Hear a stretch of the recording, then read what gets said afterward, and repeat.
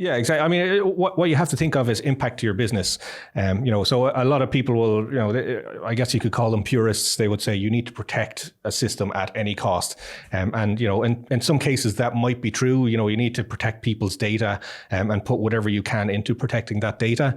But in the sense of most businesses, they look at it as kind of a cost value thing. So, if there's a system that's worth $10,000, they're not going to spend $1 million to protect that system because it's worth $10,000. Right. So they need to, make that profitable and kind of, ensure that how they protect it is, unified with the rest of the business. So, as you said, in facilities, if something is happening in the building, there is a process to follow. Even if it's just there's a fire, run out that door.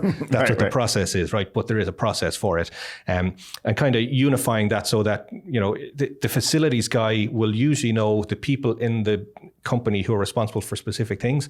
And when doing that within cybersecurity, it's good to collaborate in those ways so that you can, I guess, understand who the right person is. Right. Actually, I like that analogy because I worked at a company, pretty big company. We had lots of floors, and the way the fire thing was dealt with was there was a fire marshal per floor. They were just a regular employee that was given this additional designation of, hey, in the event of a fire, you're responsible for making sure X, Y, and Z happens, potentially making sure all the offices are open and there's nobody in them, so on and so forth, and making sure everybody's, getting out.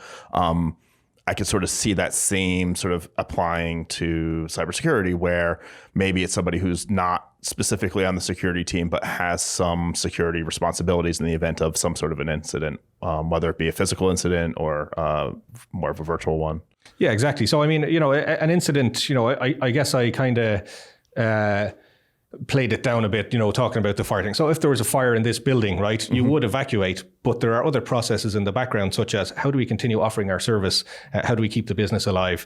And that is very kind of consistent with what you would do in cybersecurity as well.